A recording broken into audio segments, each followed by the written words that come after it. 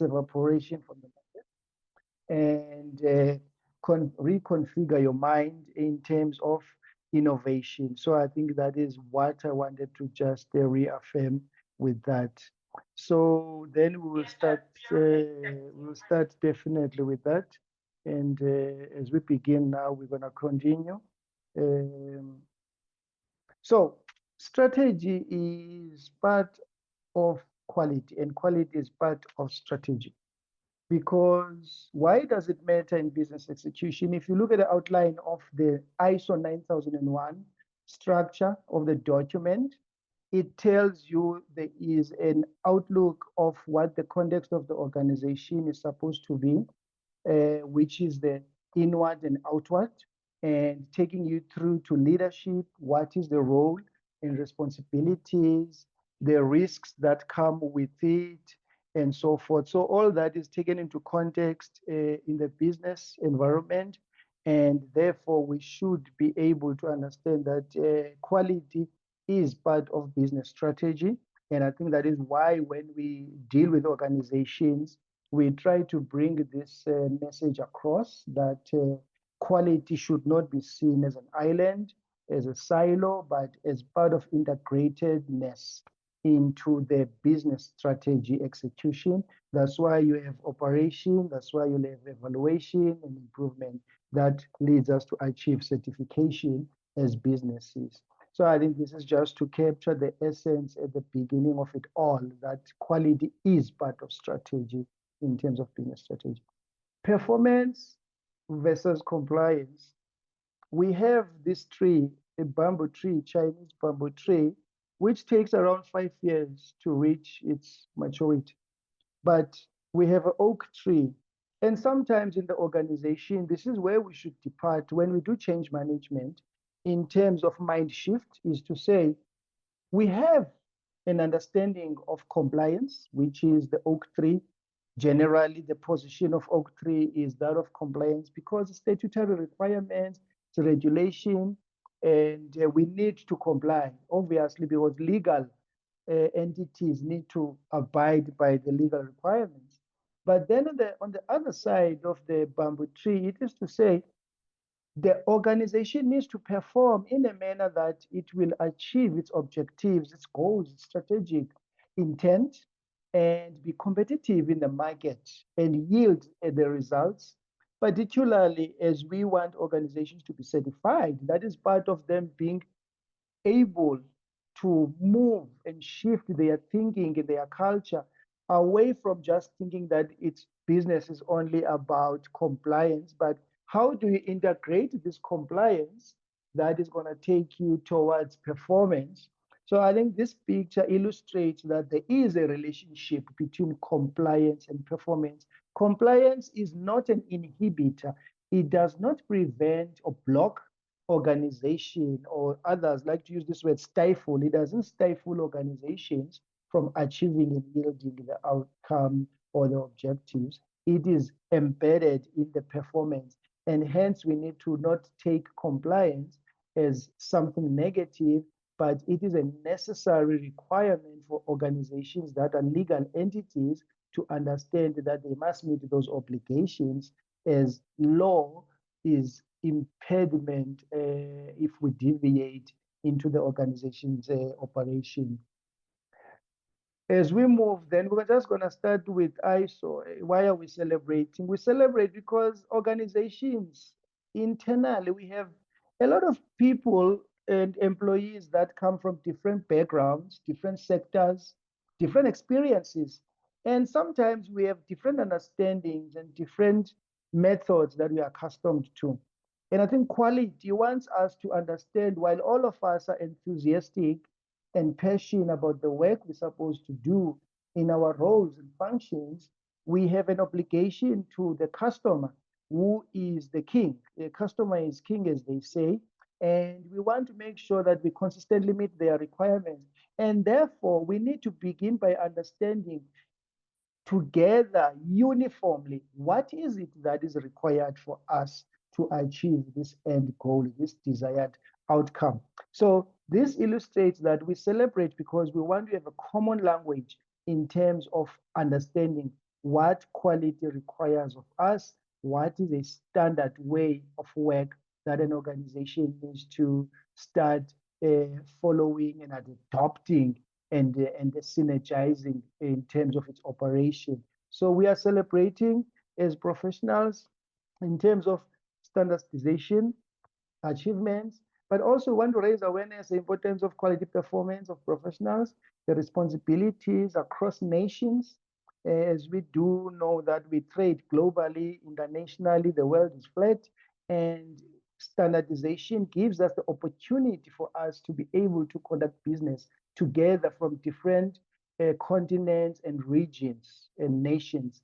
And it strengthens the improvement of innovation, which is part of continuous improvement in terms of research and development. So quality embodiment lies in the continuous improvement. And that innovation and research and development is continuous improvement in terms of quality because it assists us then in growth and sustainability.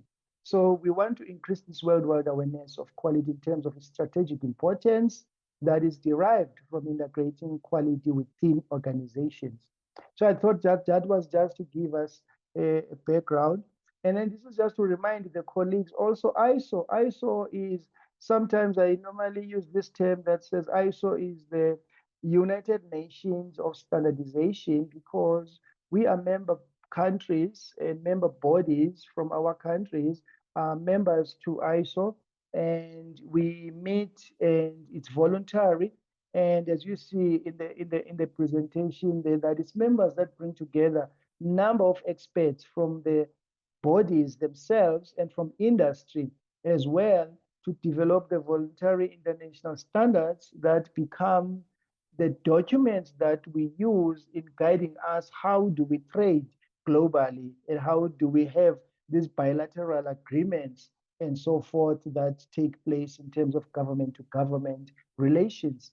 So I think this is an institution that is very fundamental to make the world a better place because it supports the betterment of lives in terms of continuous improvement from a business point of view and also from our lifestyle point of view.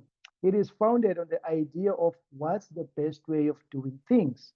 And that's why you'll find that the standard is generally given a certain timeline that it needs to be reviewed so that then a new version can be published with all inputs from all the countries in the world, because then it is a document that must be applicable by any certification board, by any organization that wants to be certified, so that then there is no disadvantage from one entity to another or from one country to another. So that's where then it gives a nice benchmark and a foundation for us to work from. And in terms of national quality infrastructure, I always start to say, but who is a country's custodian of quality? And in our context in South Africa, we have a national quality infrastructure. We have a certification body that is also standardization development body called South African Bureau of Standards, SABS. And we have SANAS, who is responsible for accreditation. We have a regulator who used to be part of SAPS until 2008 when they separated them because of impartiality issues from the market. And we had to listen to the market so that we have independence and impartiality. And then it became a regulator that is standing on its own. And then we also have the Metrology Institute of South Africa, which is called the MISA. So these are the guys that form our national quality infrastructure in terms of our country. They all belong to the Department of Trade and Industry, which is government that writes policy in terms of our trade as a country. So that is just the custodian in terms of the context of our quality custodianship. But to start with organizations, who's the real custodian? The real custodian of quality is you. Quality begins with you. And I normally say that we need to also promote that we move away from quality. The custodian of quality is only the quality division or the people that deal with quality only. And all of us are custodians of quality. because all the processes that are involved in the organization, we impact them together holistically. And what is important then from this custodianship is to understand that we are all involved in the organization in terms of it fulfilling its mandate for the customer in the interest of the customer, because we must meet the customer requirements consistently.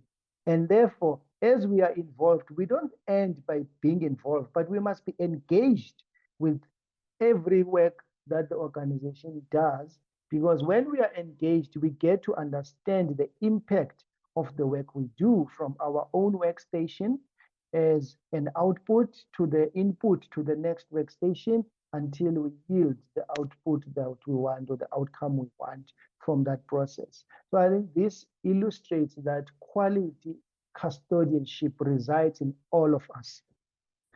Where do standards apply? Standards apply across. Environmental standards are there in terms of energy consumption and efficiency. We've got a standard 55,001 there, that energy management, waste management, air and water pollution, biodiversity, carbon footprint, greenhouse gas. Those are affecting our environment, and we have standards developed for that. Socially, we have standards that address issues of social data protection, your ISO 27001 information management and security systems. You've got your workplace health.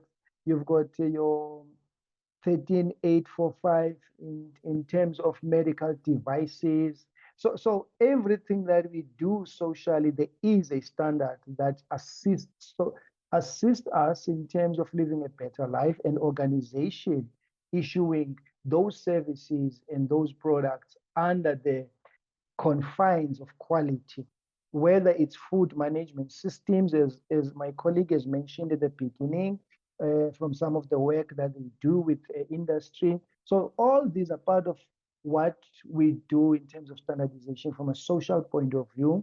Then you also have education system. We have ISO 21001, which we've just introduced locally in terms of universities, higher education management system for higher learning. So also that talks to social, because education resides, higher education, and it develops a society. So then we have a governance. Governance, we have ISO 37001, which is talking for anti-bribery management systems as one of those that talk to ethics and so forth. So everything that we do, standards do apply. So this is to illustrate that we have to always be aware of the context under which we operate in, so that then we are aware which standards that is applicable that we may benefit from as an organization, and that then leads the organization to sought support from the certification body in terms of them assisting to achieve this certification. So I think this then illustrates that it applies across the board when it comes to social, environmental, and governance. Now we're going to talk to the aspect of what is this compliance, conformity, performance. We have standard conformity, regulatory compliance, because we need to be clear that we comply to regulatory and legal aspects, and you conform to aspects that talk to the how we do things in the organization. And I want to start with leadership. In every organization, we have at the highest helm leadership in the form of a board of directors, directors that have the fiduciary duty to oversee the organization. And this is what they are faced with. They take a decision. How long does the decision get action? So there's always going to be the point of decision and the point of action, whereby we're looking at what are the forces that talk to governance, performance wise, what is it that we need to be mindful of from a leadership point of view? When it comes to environment, we've seen now board of directors are invested into understanding how ESG is going to impact organization from terms of compliance as organizations need to transform into understanding how do they change the organizations to also be inclusive in terms of climate change and greenhouse gas and global warming. So those are some of the things that the leadership will look at. Then conformance will look then at issues that talk to compliance, policies, rules, culture, the way we do things. And we'll talk later about this aspect of culture, how important and why we should never negate it for an organization to be sustainable. Context, inward, outward. You see, under clause 4, the organization must start with understanding its own context. How is it operating under which context? That's why organizations must conduct a strategic session, strategic planning, so that they can understand what are the impacts from outside, what are the impacts internally, and what is it that we need to do in terms of taking action so that the context under which we operate in and the markets that we operate in, we are able to achieve our strategic objectives. So this also just gives an overview of the organization in terms of governance aspirations, because quality is a subset of governance and it fits there in terms of compliance, because then that compliance helps us to conform, as you see in the diagram, that from the below where you have compliance, above that we have conformance, but that takes us to performance, and that is where we want the organization to follow suit, to focus on the performance, not negating compliance. Hence, then I started by saying the bamboo and the oak tree, both of them, they are applicable, both of them are required by the organization. However, in terms of agility, we will have to think more maybe around the issue of being a bamboo tree, because we have to be agile in terms of the context of the organization. So compliance and conformance, these words sometimes used interchangeably. However, we need to distinguish in terms of the organizational context. I think as that slide has just indicated. So compliance focuses really on the legal and statutory obligation, while conformance relates to really a non-binding commitment in terms of the best practices and standards or frameworks and the nominated guidelines. Organizations err, and as they say, to err is human. So organizations also do make mistakes. Sometimes they chase revenue, they negate quality. We've seen some of the big cases globally. So when they err, it's because they view this as a break on strategic initiatives, that is compliance. So they view this as a break on strategy instead of integrating approach for improved business performance and sustainability. And then compliance relates to strict adherence to that. So that is what we need to again get to grips with. These two aspects relate to effectiveness and auditability.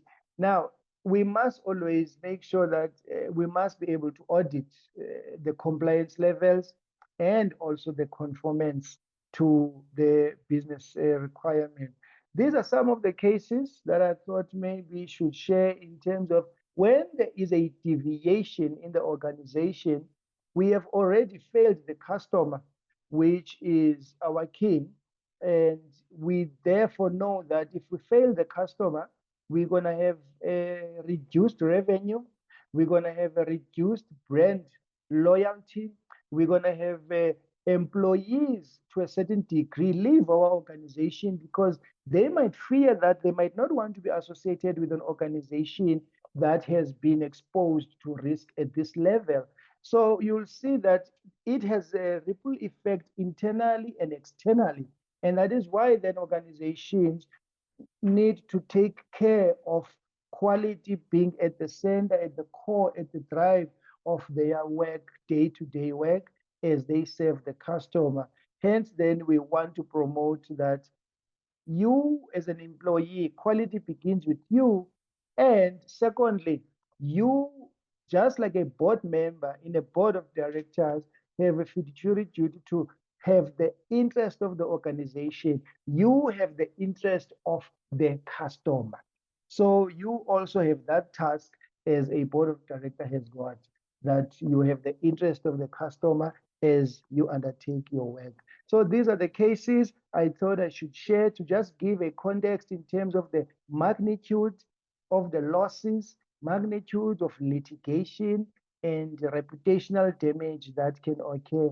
BP is still reeling from those losses in their brand, that from that litigation that took effect there, and many more. We also have a case even in South Africa where an organization that was certified with all certification resulted in the consumers dying from consuming their food. And that showed also that at some point, when you achieve certification, you need to make sure that you continuously improve and maintain the certification. That is why the certification body conducts the surveillance audit. It's because they want to promote that you continue doing the good work that you have done to achieve this certification and not lose interest and not be misguided and misfocused, but continue the good work and maintain the certification. So I think these are some of the examples that organizations seem to think at times that once I achieve the certification, I have reached the mountaintop, I have reached Kilimanjaro, Mountain Kilimanjaro, but it does not end there. The work continues because quality is about continuous improvement, and that is at the core of this work that we do. And now we want to talk about how do we integrate ISO standards to performance, as we're talking about from conformance to performance. So we start with risk. Each organization, for its sustainability, it has to have a process of knowing what are the risks. So the organization, as an organization, it must do a risk monitoring and evaluation. And this risk monitoring and evaluation, you need to apply the PDCA. What are you monitoring? How are you monitoring? What are you evaluating? How are you evaluating? So the PDCA helps you in understanding what is it that you are monitoring and the evaluation of what you are monitoring. And these are the typical risks any organization that would be faced with is financial risk, legal risk, the staff turnover, which is the attrition ratio. How many people leave the organization because they think it's exposed to risk, because they think it's not a good employer, because the quality culture is not embedded. These are some of the issues that we'll be faced with in terms of risk, governance, risk and compliance, GRC, quality risk. What are the risks associated with quality? Do we take our customers' feedback seriously? Do we manage it? Do we monitor it? Do we act on it? How many days do we take before we act from a customer feedback or a complaint? McDonald's take 5 minutes, I think, maximum in terms of the standard of issuing out your food. These are the things that are important that we need to understand our business and what are the metrics that we're using and how do those metrics help us as a business to maintain the business of supporting our customer to the satisfaction level. And local content is, are you buying from locally? Are you always importing? And how does this fit into the strategy of the organization? So if we fail to identify these risks, the organization will be faced with revenue losses, delisting at a stock exchange, reputational damage, loss of customers, and so forth. So risk is at the core. Hence, we must always think of a risk approach being integrated into quality as we undertake. Hence, we cannot separate the compliance from performance. This is another example I thought is important for us to share. There was a cyber attack. This talks to the ISO 27001. Cyber attack happening in July. You are in another country and you plan to come back home. and they announce everything that is on hold because the flights were canceled, and this customer experience, is negative. And now you start wondering how you're going to get home in another country because you have not planned for this. And that talks to us understanding that risk is at the core of all businesses that we interface with as customers, as clients. So these are the examples, daily examples that all of us are exposed to. And as organizations, I think these examples helps us to understand how to reconfigure our minds as an organization to look ahead and start thinking about risk, potential risks that we could be undergoing, and what would be the mitigation for such a risk. This is another example. You go to Woolworths, which is a retail, yeah, big retail here. You pick up a fruit salad and you're paying, and the barcode, it seems that it's expired. This is a lived experience as well, that we must make quality to reach the lowest level of our customer interface. And scanning picked it up that the date has went by when you go to pay. Now, this is where the opposite side of it, that even though it's a negative experience, but it is also a positive experience in the sense that you do know that you're working out with a product that meets your customer requirements, because you as a customer, you feel that you are protected. Hence, then I love the notion of customer is king, because then the customer must feel that they are worthy, because it is an exchange of you are procuring for goods or services, and there must be value for money. And these are the things that we must always think around as businesses, that we are exchanging our services, and we must give value for money for that service or that product. Going back to how do we integrate management system standards, we have, under the environment, you have companies generally want to be certified. They would want to go for ISO 14001, which talks to the environment, because they may be in the chemical industry, they may be in a quarry, they may be in a cement production, they may be in manufacturing, and so forth. And also 50,001 is energy management, whereby organization wants to understand how do we improve our energy consumption, so that then we cut the cost in terms of energy consumption. And that is the standards that talks to that. Social, I think I raised that quality management system, quality ISO 9001. And then they recently published 45,001, which talks to occupational health and safety, is very fundamental in organizations, because all the work that we do, we expose to occupational health and safety hazards. So that comes in handy.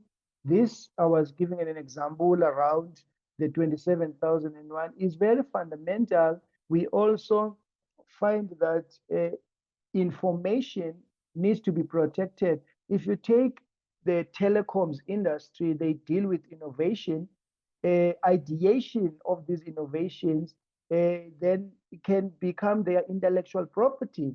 And this intellectual property is their information that they need to protect, together with ISO 30,300, I think in 2 on 1, documenting information, and also records management, recording information. So these are some of the standards that talk to social. How do companies do the work that they do, so that they can meet the customer requirements, obligations that they have? And then the other ones that I touched on is the compliance management, the ISO 3701, and the anti-bribery management, which came through from the scandals that we saw globally that led to the development of these standards. And I think it's important also that these standards bring about some of the emerging themes that globally all organizations, we are aware that the issue of ethics is becoming very pertinent, and it must be embedded in the culture of organizations. And that is what you will find there. That is the focal point. Quality requires agile minds.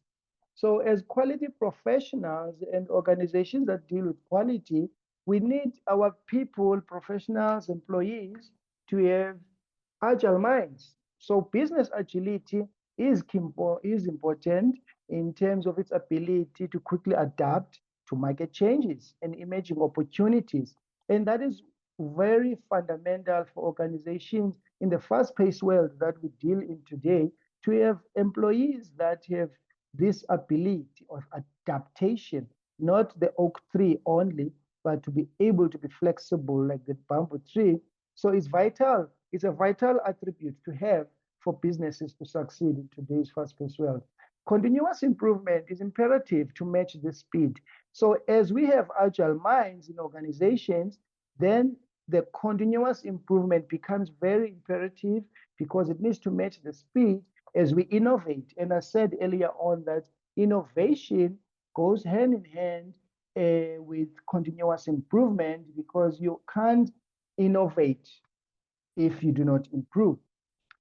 Quality professionals and staff must collaborate to work together in the interest of the customer.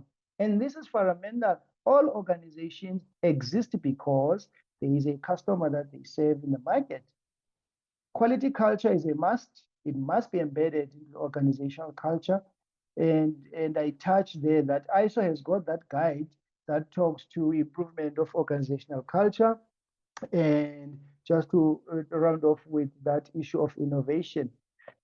So when it comes to values that we want from our organizations in terms of getting to the performance, we need quality professionals that have got values, that understand good governance, ensuring the interest of customers and stakeholders are understood and respected, agile assurance, whereby we're able to establish appropriate methodologies to protect and enhance the reputation through the mitigation of risk in terms of quality, the product or service, and evaluating and improving by transforming ways of work to maximize effectiveness and eliminate unnecessary cost and waste.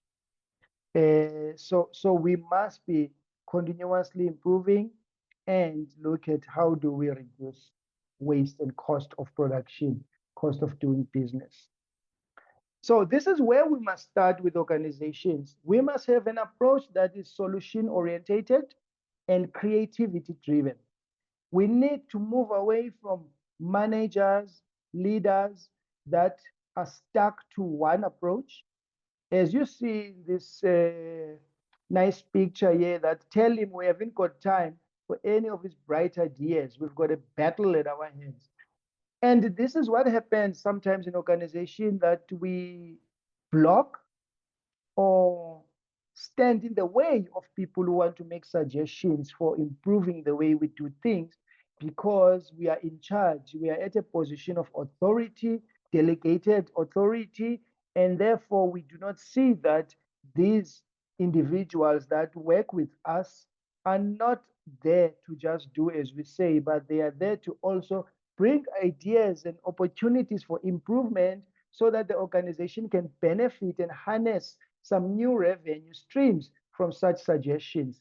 And that is why then the most prudent thing for organization is to have new ideas, do research and development, have new ideas, do innovation. It's a continuous cycle of new ideas, innovation, research and development. And that standard that supports organizations is ISO 56002 in terms of innovation management systems, because then it looks at what is innovation, what is innovation management, what is innovation management systems. So you've got those three legs that the organization can benefit by implementing such a standard.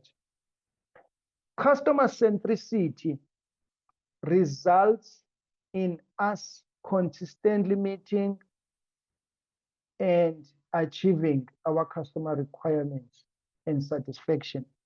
This is taken from the quality management 7 principles, and that is principle number 1, customer focused. And that is very key for organizations to be sustainable. Maintain the customer focus. Principle number 1, customer centricity mind shift. Until the organization moves towards this, they are missing the boat, because without the customer, you don't exist. You only exist because the customer is there to procure your services, to procure your products. And we must always take that into cognizance. Some of the benefits for the organization and the market in terms of organizations that follow quality, you're accessing new markets, and government contracts sometimes require that. You reduce information security and privacy risk in terms of cyber security. We've touched on that. Positive employee morale and culture. We've touched on that. We must have an enterprise risk management approach. Global credibility and competitiveness.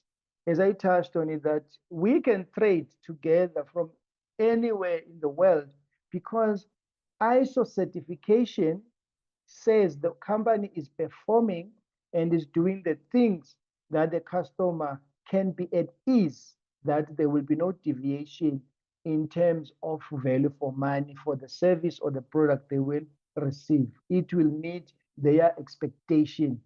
So that takes the organization then to stay competitive. Secure, efficient record keeping and record management.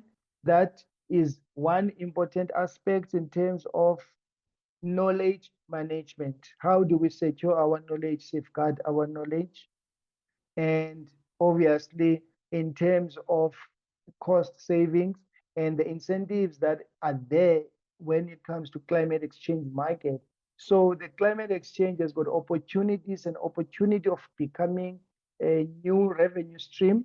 So all the activities in the business, we need to always review. Quality management review is important, because therefore we're able to see where are we desiring to be at a specific time of the business, and we're able then to understand new markets and new opportunities as we do so. Mapping a new route to performance. You need to make sure that quality is integrated into the strategy, inclusive of mapped out resources. But the most fundamental thing with quality is competency. You need your team to be competent. You need your team to be driven. Share the same philosophy and understand if you have a duty and objective to be certified, when do we want to be there? Now, this is very important. As we talk agility, we have to have the vision as an organization that is beyond 3 years, 5 years, 10-year vision, 20-year vision, long-term vision, to say, in terms of this organization, where do we see it operate? Where do we see it operate? You need to be an Elon Musk, who started Tesla 2008, when all the other companies were undergoing a crunch in terms of the global context of financial crisis. And he was able to start the organization, and look at where the company is today. It's number 1 or 2 to BYD in the automotive industry. And the world is transforming and is well poised and well positioned as the global context changes to adopt the electric vehicles. So as an organization, you need to be clear in intentional, as Mintzberg strategy of intentionality proposes, that be intentional and know when do you want to realize your strategy. So strategic agility in leadership is priority, but it begins with operational excellence.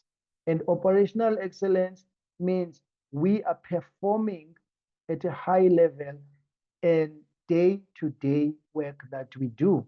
We are effective, and then we move towards being efficient.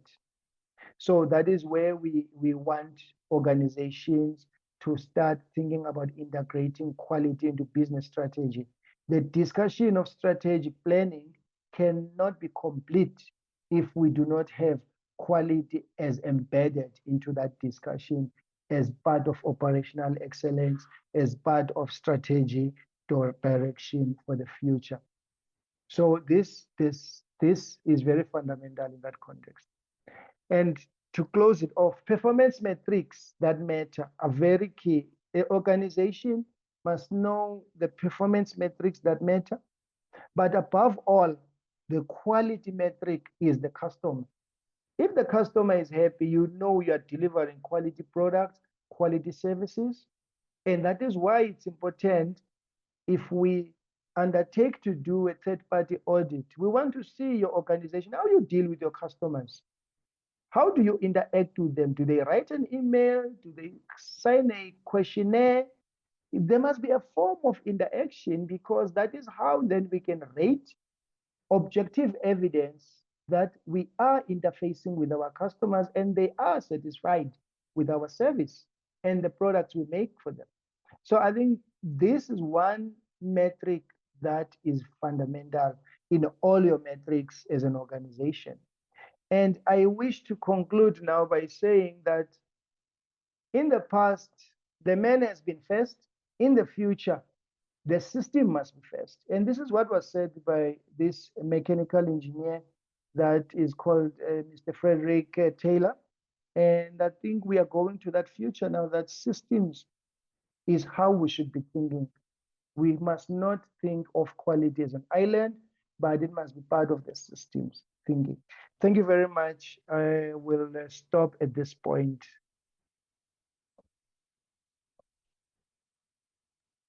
Thank you very much, Zolani. Appreciate the presentation. Thank you so much. So we're going to have question and answer, but I'm going to ask our participants if they could hold their question because we had a little bit of a time delay in the start. Zolani, can you go ahead and stop sharing, please? I'm going to ask our participants if they make note of their questions and hold their questions. Our next speaker is on, but unfortunately, he does have a timeline that he has to pop off by. So I'm just asking if you could just hold your question for Zolani at this point, Zolani. And then if we could have our next presenter, which is Mr. William O'Neill, and then we could have all the questions in one, just to accommodate the timeline in our schedule. Thank you so much. So our presenter, and thanks so much, Zolani, excellent presentation. Thank you very much, ma'am. Yes, so our next presenter is Mr. William O'Neill, and he will be talking to us about something that is very pertinent for our certified clients. And as a certification body, we are now required to comply and participate in in a certification or certificate database. And this is a worldwide requirement that all accredited certification body must participate in. So we saw it fit to invite the organizers, a representative from the International Accreditation Forum, to come on board with us today and to share with us about the IAF Cert certification database that is happening. So, Mr. O'Neill, I will go ahead and turn over to you. Thank you very much again for joining us. Mr. O'Neill. Thank you. Thank you very much, Navinia, and thank you much for your hospitality. It is a pleasure to join you all this morning.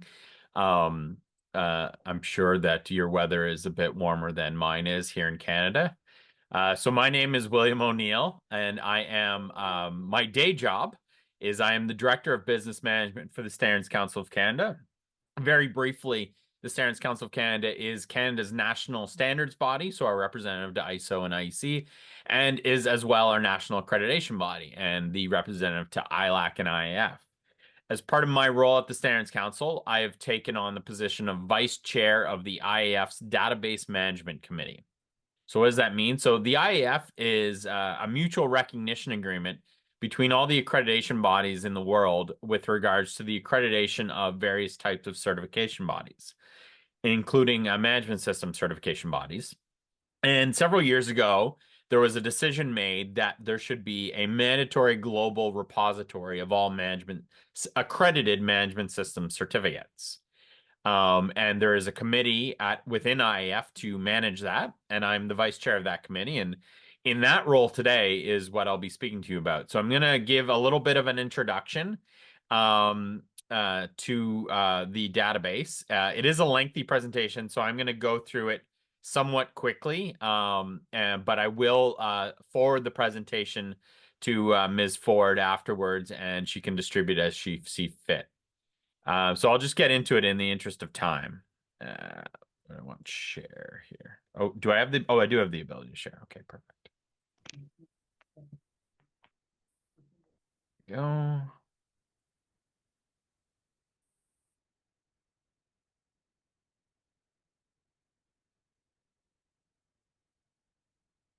Can everyone see that? I can't see anyone's faces, so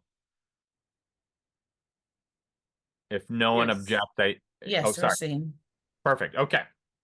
So again, I'm here to discuss with you IAF Search and its role in empowering governments, regulators, and industry. So what is the IAF? I talked a little bit about this already, but it's a global association, mostly of the accreditation bodies that operate the accreditation of certification bodies. But they're within IAF, besides the accreditation bodies, there's also regional accreditation groups. And you see the names below. You have AFRAC, which covers parts of Africa, as well as SADCAS on the other end. And then APAC, which covers the Asia Pacific region, which is quite large. And that's the group that Canada is a member of. There is ARAC, which covers the Arab nations, EA, which covers Europe, and IAAC, which covers the Americas, of which JANAC, the Jamaican accreditation body, is a member of IAAC. There's also certification body associations, industry associations, and stakeholder organizations and scheme owners. And you see there some statistics on membership. So in this slide, it kind of gives an understanding of what are the different types of programs that are covered under IAF, and it essentially can be divided into 4 buckets. You have I'm going to go right to left in this particular case. You have validation verification. That's a program that started mostly having to do with the validation and verification of greenhouse gases, but is expanding into other areas of environmental and ESG verification. There's also the certification of persons. There is product certification. And then lastly, there is management system certification. And those are the bodies that accredit certification bodies, which issue certificates to standards such as ISO 9001, 14001, 45001, etc. The MLA, there are 86 recognized accreditation bodies worldwide, and we all sign on to a multilateral recognition agreement. And the intention of this agreement is to ensure that the accreditations and the certifications under those accreditations that are issued in one country, like Canada, are recognized in every other country that is a signatory, like the United States, like the United Kingdom, like Australia, like India, etc., etc. There is a similar mutual recognition agreement for laboratory programs, and that it falls under the organization called ILAC, which is the International Laboratory Accreditation Cooperation. So, as I said, a few years ago, there was a decision made to create a database of all of the management system certificates. And there's roughly about 40 different types of management system certificates. You see a few, pretty much the primary examples sort of spread out across the little globe picture on my right, covering everything from quality management, environmental management, information security management, et cetera, et cetera. Right now, as of as of Halloween, basically October 31st, in the database right now there is 2.5 million certifications. That includes certifications against these international standards, as well as sectors, and in some cases, national management system standards. So in some countries, there are programs that are a management system style standard, but it's a standard developed within that country. So in Canada, for example, we have a program called Cyber Secure Canada, and that is a small a management system for information security designed for small and medium enterprises. And other countries have similar programs, and all of those certificates go into CertSearch. CertSearch was made mandatory as of October 26th of this year, so just a few weeks ago. I would say it's still not all the way there with regards to getting all of the certificates in there, but it's well past the 90% mark. The current user base right now, based on the data that we have, there's about 55,000 corporations globally using the IAF CertSearch database to verify and validate the certifications that they receive as part of their supply chains. So what do I mean by that? I mean that if I'm an organization, I'm running a factory, say, and I'm building a large piece of complicated equipment. I have suppliers that are supplying me with components for that equipment. I have put into my purchasing requirements that all of those factories say need to have an ISO 9001 certificate. When I'm presented those certificates as part of the bidding process, I can go to IF Search and validate that certificate and make sure that it is valid. If the certificate is not valid, then I know that if it's on the database, I should say, then I know it's not valid, right? And as I said, 55,000 corporations using the CertSearch database, and that includes 50% of the current Fortune 100 companies that already have accounts. And the myself and other colleagues within the oversight of CertSearch are actively working on getting more and more organizations involved in it. And right now, it's an exclusive platform just for the IAF accreditation bodies. So that's part of the draw to bring members to the IAF and the ISO programs.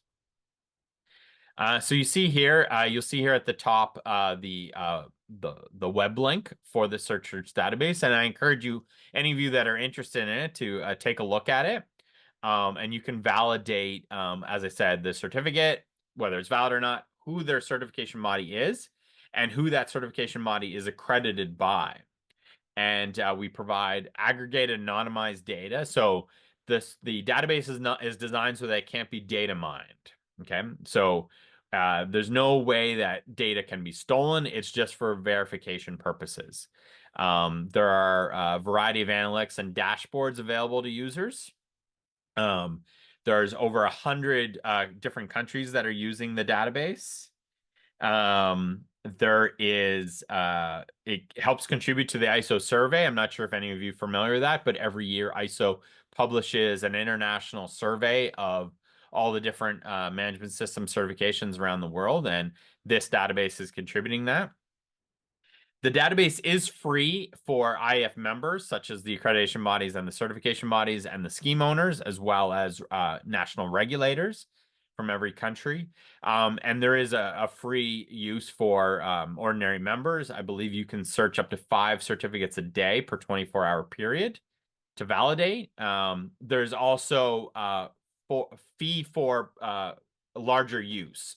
And that's what a lot of those Fortune 100 companies are doing, is they've bought a paid membership, so they have much more ability to search more certificates, provide them more advanced analytics and data. So this is just some statistics over time. You see the growth. It really picked up over the summer as we were approaching the deadline. And as I said, we've now put it this way. I was in Berlin exactly 1 month ago. I left Berlin when I presented this last, and we were at 1.9 million certificates. So already in 1 month's time, we've gone up another 600,000 certificates to the 2.5 mark, roughly. So what are the challenges, right, that companies have that CertSearch can help solve? So from an industrial company, so to speak, they have large number of suppliers. There are companies that have thousands, tens of thousands, possibly even hundreds of thousands of suppliers, because in many cases, those suppliers will have subcontractors and subcontractors, et cetera, et cetera, et cetera. This process, rather than having to contact each certification body individually, and then maybe having to contact each accreditation body individually to validate all these different steps in the certification process, They can simply, all it takes you is 15 seconds at most. You can punch in the name of the company, the certificate you're looking for, and find out if it's valid. There's ways of using the unique identifier as well, the address of the company. There's a variety of different ways that you can validate certificates. The other big advantage of this database is, and it's unfortunate, but we have seen in the industry, I would say over the last 15 years, an explosion in the rate of counterfeit certificates, particularly coming from specific areas overseas that are crucial to the supply chain. And that was a big push behind getting this database into place so that we could take steps to try and halt the proliferation, apologies, that's a big word, of counterfeit certificates. It also helps with time lapse issues because there are requirements for organizations and for certification bodies to keep their certificates up to date within a 14-day period. So as you can see, it provides a reliable solution. It helps verifiers, check the validation of certificates. It helps certification bodies manage their certificates. It basically provides them with a database that they can use. And it helps certified parties ensure that their certificates are kept up to date so that they're not missing out on potential business opportunities, either through their own certificate not being managed properly at the certification body level, or a competing company trying to compete by using a counterfeit certificate. So it will provide definite assistance to those companies that are doing the right thing and getting a proper accredited management system certification. I'm not going to go into this slide too much. It's a bit complex, but it shows you the relationship between, as I was talking about, companies that have multiple subcontractors, multiple suppliers, and multiple types of management certificates. A lot of companies have gone deeper than just having an ISO 9001 certificate, and they're also getting 45001, which is occupational health and safety, 14001, which is environment management, 27,001, which is information security. I can tell you, I can speak to the Canadian market best. I deal a lot with the Canadian rail industry, and we're building a lot of trains at both an urban and a transcontinental perspective. And all of those certifications are being mandated into every single procurement contract at a municipal level, at a provincial level, and even at a federal level. And that's just one example of one industry in one country. So there's a lot more demand for accredited certification, and this database helps make sure that that demand is being met in a proper and holistic fashion. So you see here, talk a little bit about perpetual real-time monitoring. There are, for the user-based model, for large users that are paying for a subscription model, within their toolbox that they have within the system, they have the ability to monitor real-time certificates. So sometimes it's not just enough to verify at the outset your certificate is valid. If that's a supplier that you're using on an ongoing basis, maybe they're providing a service, or maybe it's a steady stream of components or parts or some kind of piece of equipment at regular intervals, you don't want to just know at the moment of the contract's inception that the certificate is valid, but you want to make sure it remains valid through the life of your relationship with that supplier, which could be in perpetuity. So as a user, you have the ability to basically subscribe to a certificate, and you get real-time notices if that certificate expires, if it gets suspended, if it gets withdrawn. And it gives you the ability to, in real time, contact your supplier and get answers from them. And you'll also know who that supplier's certification body is, and you can reach out to them if you have any concerns. And in some cases, if you need to escalate those concerns, you'll know who the accreditation body is within your country, and you can reach out to them as well to try and get assistance and figure out if you need to move your certification, for instance. So here you have the user categories I've discussed a little bit. So we have a lot of businesses. Like I said, 50% of all Fortune 100 corporations are using this to help with risk management and procurement, and also meeting regulations. We live in an increasingly regulatory environment. And this database will help organizations keep up with regulations that do rely on accredited management system certification. It's also very useful for helping deal with supply chain resilience. I've talked a little about that as well. It's also useful for regulators because, as I said, regulators, and I can attest to this here in Canada, is that they're increasingly relying on these international certifications to help drive quality, safety, assurance within organizations within their countries. And so, following the different statistics on how many certificates are in a particular country can help regulators with their compliance goals, or whether it's even drafting new regulations. There's also the financial markets that increasingly in a lot of Western nations, particularly, there's a lot of financial markets that are looking at ESG ratings and risk, credit ratings and risk, and this database helps monitor all of that. And then finally, service providers, because the database can help them identify where they're providing their services in a proper fashion. So we've talked about government regulators already a little bit. It can also help with imports and export controls, particularly when they require accredited certification.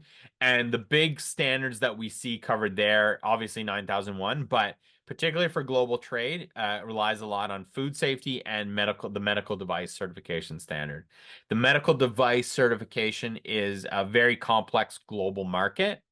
And there has never been, until IF Search was launched, one holistic tool to manage all of those certificates. And that's key to global trade. Medical device certification is heavily regulated in all of the major countries in the world. That I can attest to. And you see some examples of some of the governments that were early to signing on to this.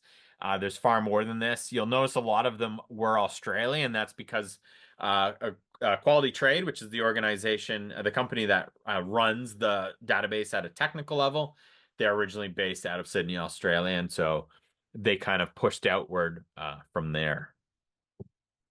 Here you can see an example of some of the users already. Obviously, some big names. Heavily in the automotive sector, there's heavily use, and you see Bentley, Rolls-Royce, Tesla. I think General Motors is also using it as well. I don't know if they're listed, but I know they are. There's also a lot in the aerospace industry. You have Boeing, Collins, Lockheed Martin, Airbus, SpaceX, some telecom companies, a lot of financial services companies, oil and gas, construction, accounting firms. So a lot of different industries are already using this database, and this list is constantly growing. And we're really starting to see uptake within not just global international companies, but national companies as well.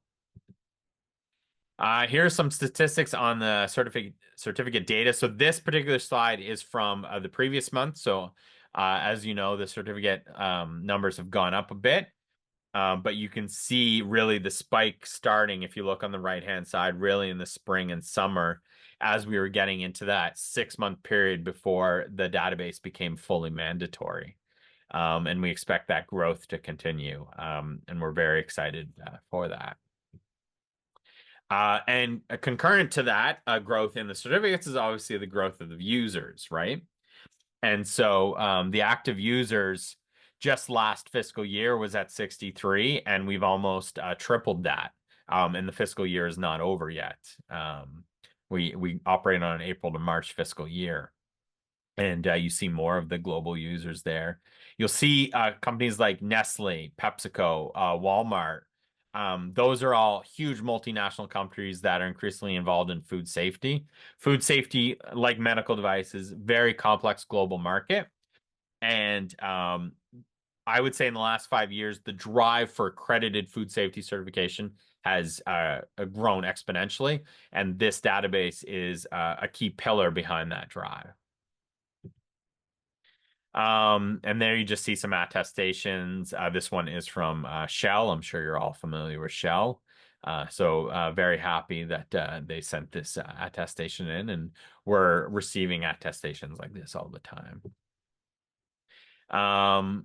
So I've kind of covered this already, some of the, basically a summary of the different benefits and whatnot.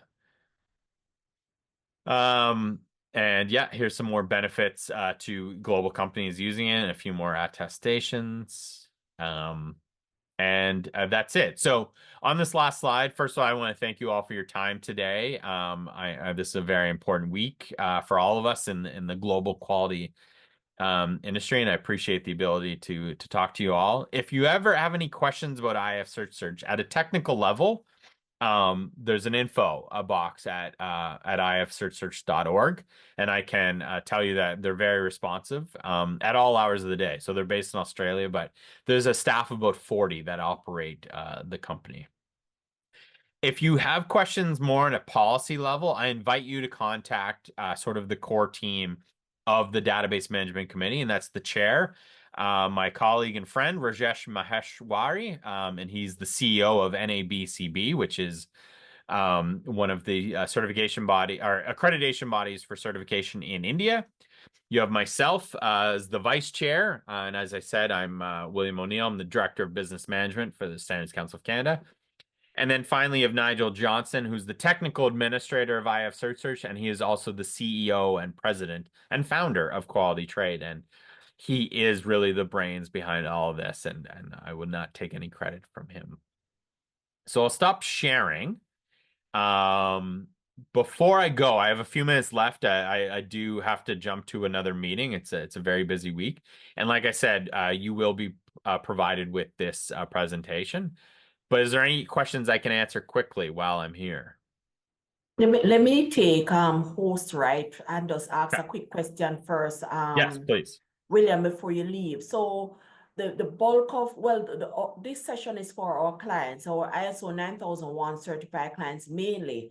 So we have to, what would you say to them as a certified client? Why is it that this is a big deal to them? Why is it that such a big deal to us as a certification body? Why we want them to know about it? Yeah, absolutely. So for your clients, I would say that this database is really going to help you get your certification that you have and that you've worked hard for out there in the global market, so that the your customers who are relying on knowing that you have that accredited certification can know that it's valid in real time by looking at the database.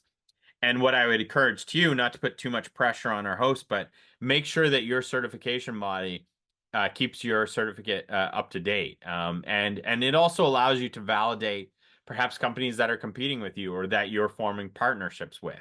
You'll be able to validate their certificates as well. For the certification body, this is really where you want to work with your accreditation body and making sure that you're keeping your certificates up to date.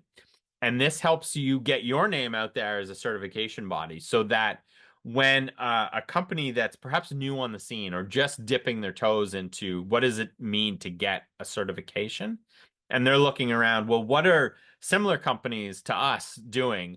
Who are they getting certified by? They'll look up their certificates and they'll see your name, and it helps get your brand as a certification body out there as well. And I apologize, I don't know who your accreditation body is, but I encourage you to work closely with them. ANAB. ANAB, okay. ANAB, ANAB, yes. yeah. Great organization. I consider many of them actual friends. And I know I speak often with Lori Gillespie, who's the vice president in charge of management systems. And I'm sure you know Lori. A great person, and she's a true believer in this database. I'll speak for her in that regard because we speak about it often. She also point out in her role as the vice chair of IF sits on the database management committee. So in addition to the names that you saw on the last slide, Lori is also a great resource for you. Okay, thank you very much, William. Certified clients on the call, do you have any? I know he has to jump off right now, but do you have any question that he could quickly answer? Okay, not seeing any comment, William. William, thank you very much. My apologies for the pushback on the schedule. Thank you very much for being able to accommodate it. Thank you very much for having me. I truly appreciate it. Maybe I'll get to do this in person one day. come on down. We'd right. love to have you. Have a great day. Thank Good you luck, so everyone. much. Thanks. Bye. Oh, thanks. Bye. Yes, bye. Zalani. Yes, I am So audible. okay. So colleagues, Zalani, thank you very much for being able to accommodate that shift. Colleagues, so Zalani would have done his presentation on the theme quality from compliance to performance. Through his presentation, I didn't see any questions or comment coming in the chat. Do you have any questions or feedback that you'd want to table at this point? Any questions or feedback you want to ask of Zalani while he's on the call with us, or to us, the certification body?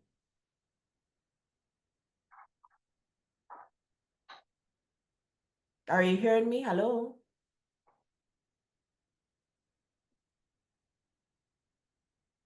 Hello, is everybody still there? Yes, we are. Sorry. Hi, Loy.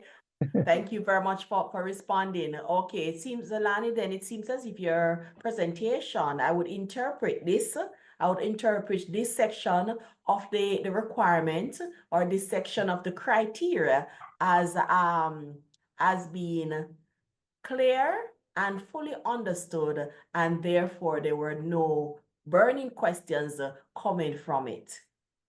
No, Good. this is wonderful. Sorry, Okay. Naveen, I just wanted to find out if the presentation from Zalani will be made available, because I found Yeah. it to be very, very informative, and really could, use some points from it, or to just refresh our memories as to what compliance is, and how it relates with performance, or to performance.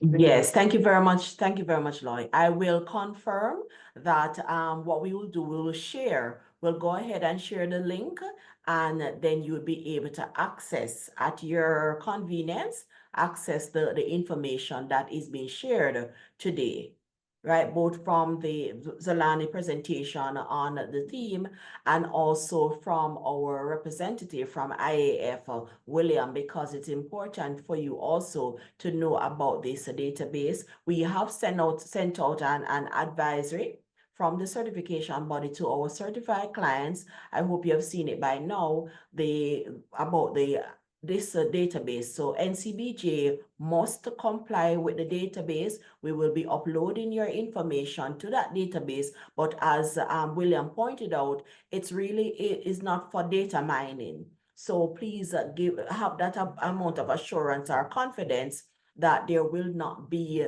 any data that can be mined from the database.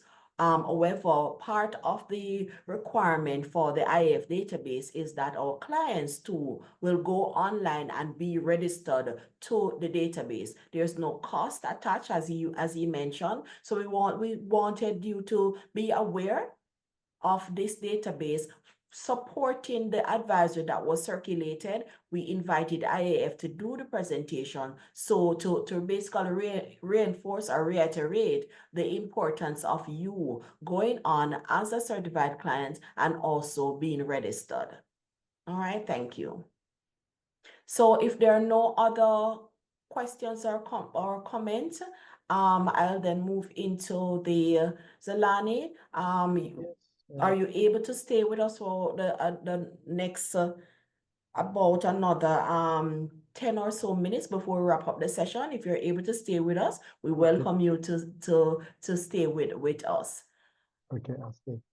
Okay, so colleagues, right now we do have another very important matter that came up in the last year. So it has been a busy year for the industry that we operate in. And I wanted to use the opportunity to present another area, and this was related to climate change and the climate change amendments that happened with the various standards according to the ISO and IAF.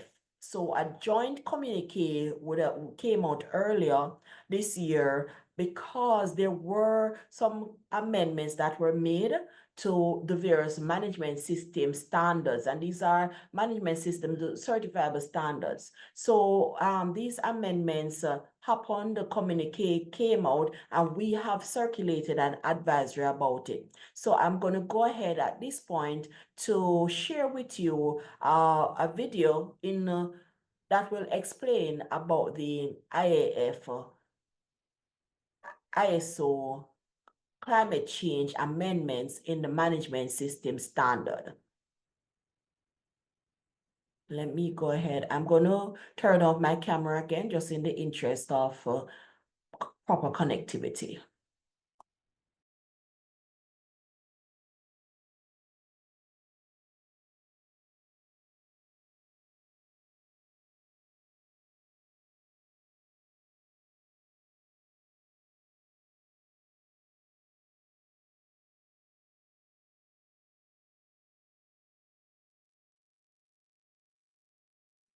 Hi, everyone. My name is Sharonda. Please confirm, are you seeing the video? Yes. Yeah. Okay. Let me go ahead and start it again. Thank you for the confirmation.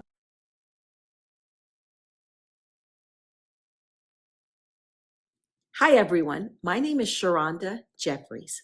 I'm a technical leader at Cisco Systems, and I represent TIA, or the ICT industry, Information Communication and Technologies industry, at ISO TC 176, ISO Casco, and the IAF, or the International Accreditation Forum.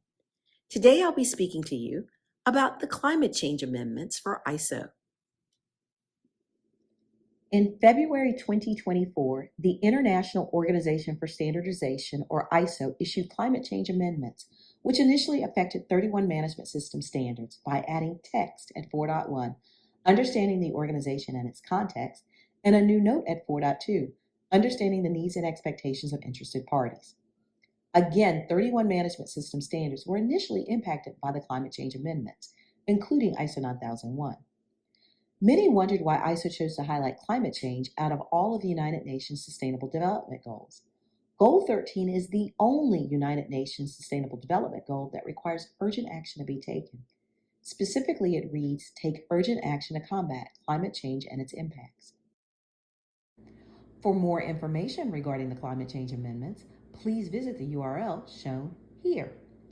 A joint communique from ISO and the International Accreditation Forum, or the IAF, which highlights the background and the intent of the climate change amendments, is available here. Additionally, the IAF has published information clarifying the expectations for certified organizations, certification bodies, and accreditation bodies.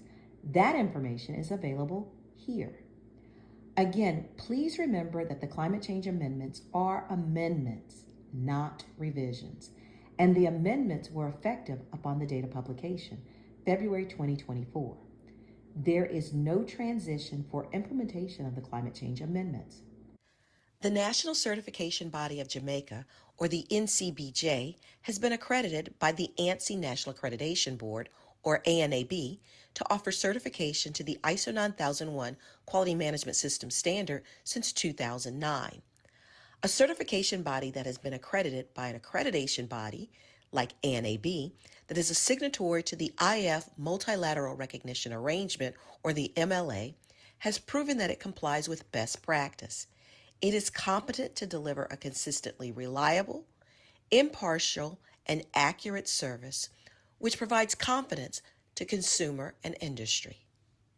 ANAB has published a Heads Up number 527, which addresses the addition of climate change to the ISO management system standards. That document can be found here. On March 19, the ISO 9001 Auditing Practices Group, or APG, released a white paper to support and guide second and first-party auditors on the potential effects of auditing the climate change amendments. That white paper is available here. It is important to know that, as stated in the joint ISO and IAF communique and highlighted within the ISO 9001 APG white paper, that the intent of the affected clauses, that's clause 4.1 and 4.2, remains unchanged, as these clauses already include the need for the organization to consider internal and external issues that can impact the effectiveness of the management system. The new inclusions are intended to assure that climate change is considered within the management system. I've shared many sources of information regarding the impact of climate change, including the ISO statement, the ISO-IF Joint Communique, the ANAB Heads Up number 527, and the ISO 9000 APG White Paper. ISO standards play a pivotal role in accelerating climate action through sustainable practices. These standards empower organizations to decarbonize their business model, improve the greenhouse gas footprint of their products and services, and navigate the transition to a green economy. Should you have any questions or need additional resources with regard to the ISO climate change amendments or climate change action, please contact the National Certification Body of Jamaica, your CB, for more information. Happy World Quality Week 2024.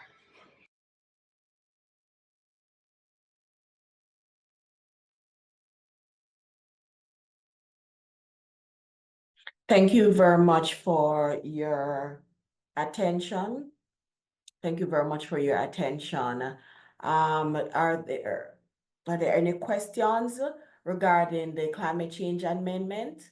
Let me say this before I take the questions though. The expectations of the NCBJ, as was outlined in your advisory, these are amendments to the standard. The expectation of ISO is that you will be looking at your system, your current system that you have. You already have a system in place to evaluate internal and external matters. The expectation right now is that you would put the consideration of climate change and the impact of climate change or your impact on the environment in that process that you have already established. Not for you to create anything new or do anything new, but just to consider that as one of your internal and external factor. What then you do is to show evidence that you have considered this. Is this something that impact your company? What are your mitigation steps? Is this something that don't impact your company? Then it ends there. You know how you do your risk analysis and so on. That's the expectation. So from the certification body, what we will do, our auditors, as they come onto your audit, they now will have a discussion with you, part of that aspect to say, how have you, given the amendment, the climate change amendments, how have you considered climate change and its impact to your operations, right? So the auditors will have a conversation with you. So it's not necessarily auditable criteria in terms of your standard. And let me hasten to say, it's not that you're going to get an audit finding from this, but we want you to consider the fact that there were amendments to the management system standard, and you now have to treat with it according to your system. The expectation, as was outlined in the video and also in the joint communique that was circulated, the intent is that once the standards, any standard and a new standard being revised or any new standard that's coming into being, all of them will roll out and have the adjustments according to the amendments. So going forward, any new version of the ISO 9001 or new version of ISO 22000 or whichever new version of a standard that you are dealing with, you will see the amendments then coming into force. But at this point, they're really just amendments, not revisions to the standard. Are there any questions or comments to any of the elements that we would have shared today?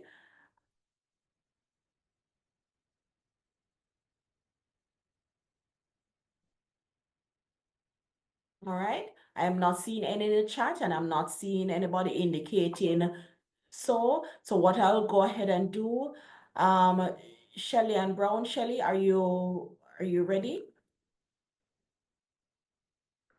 Thank you so much. We were supposed to end at 11, was it 11:30? So just please, we're just asking you to your permission to extend for about another 10 minutes, and then we will close off the meeting. Thank you so much. Hello, good morning, everyone. Happy World Quality Day. Hopefully next year we can meet where I can say it's so good to see everyone. I will try to be as brief as possible so that we can, end the meeting as soon as possible. So I will be covering changes in NCBJ operations, some of the questions that you have been asking as our valuable clients. What to expect on your surveillance and recertification audit, remote audit as it concerns with data protection and recording of the audits, scope statement, design and development, closing of non-conformity, scheduling of audits, suspension and withdrawal, audit costs and charges, and of course, timelines for the review of the ISO 9001, which is currently under review, and what are some of the emerging trends that you should be considering as a certified system. I know we have a mixture of clients today. I like to say that the certification process goes through is similar to both to the 9001. So we're not just looking at the 9001, but also just certification activities as it relates to the NCBJ. Thank you for being our valued clients. We couldn't be celebrating World Quality Day if you were not with us. And of course, your support and trust in us, we really appreciate. So for today, looking at two things, the external environment in which we operate as a certification body and you as a business, we are seeing that there are changes in terms of the search database. You're looking now at the world will see if we have certificates that are expired in terms of time elapse issues. Also, there's an opportunity for suppliers to look at you, whether public or private sector, to ensure. I'm going to turn off my video just to keep connectivity going. Looking at that you can be a supplier, you can know part of it is that the global platform is yours for you to vet, whether for grant funding as a public sector entity, using your certification as a competitive advantage. And we, the NCBJ, also has to look internally in terms of how do we communicate. We have heard the feedback, responsiveness, turnaround time, building your customer experience, building that relationship from start of our services and continuing to build on that. Of course, enhancing your own customer experience with that. So with that said, we're expanding. We have new staff. And I'd like to introduce our Senior Certification Officer, Alison Richards. Can you open your video, Alison? So she comes with experience in both quality, food safety, standards, the national quality infrastructure.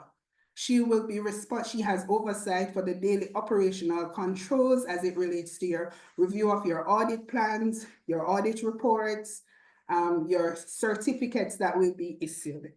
Another change within the NCBJ is that we are looking at job rotation. We're looking at how we can improve the relationship and the personalized service. As such, you will have one certification officer with responsibility for your portfolio, from the initiation of the scheduling of the audits until the issuance of certificates. So no longer will you be dealing with multiple persons within the process, but that certification officer will be there to answer your questions, to provide you with optimal service, and to ensure that you have efficient and effective service, communication, anything that you need from us, they will be there to provide that service for you.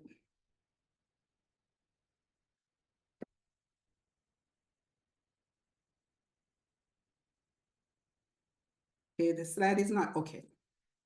So what to expect on surveillance and recertification audit? That's a question we get at the NCBJ as well. Once you have completed the initial certification, we look at your system maintenance. The easiest part for me, I believe, is getting the certification, but then the maintenance to ensure, as was said, it's the quality management system is a part of your daily operations. It goes hand in hand. It's not an island, but a part, because whether a product or service organization, you have a quality management embedded in your products and services.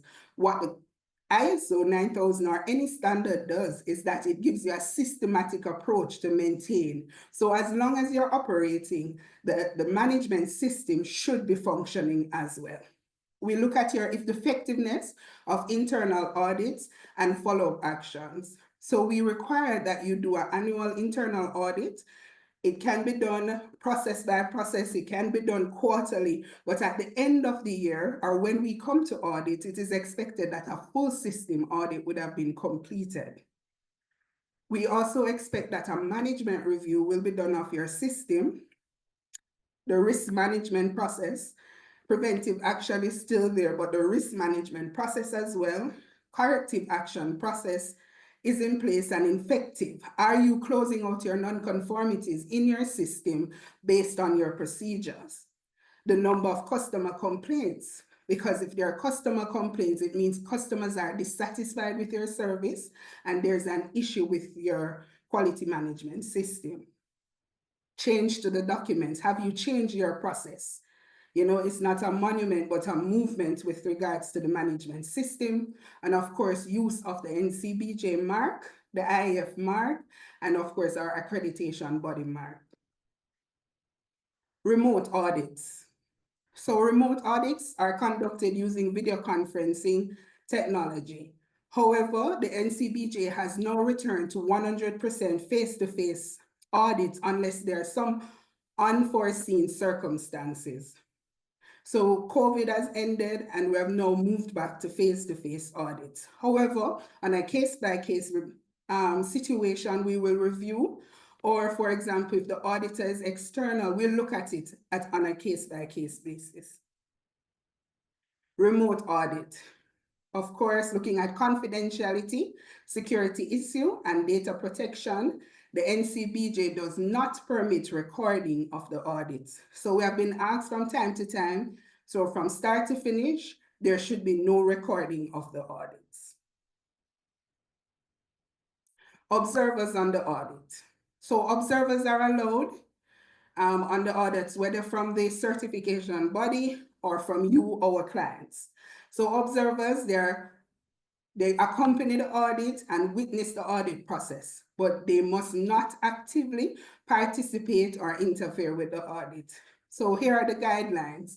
First, if you're on your end, if you would like to have an observer, request permission from the NCBJ, can be an email. Maintain confidentiality. So they would go through the same process for us, we have the confidentiality form that they would sign. Sorry, they can take notes, right, based on their observation. If they have concerns from the NCBJ, they will express that to the lead auditor privately, or from your end, that will be communicated to you, who would communicate it to us, the NCBJ. And of course, do not interfere or influence with the outcome of the audit. Scope statement. So we're looking at the management system or for the national program.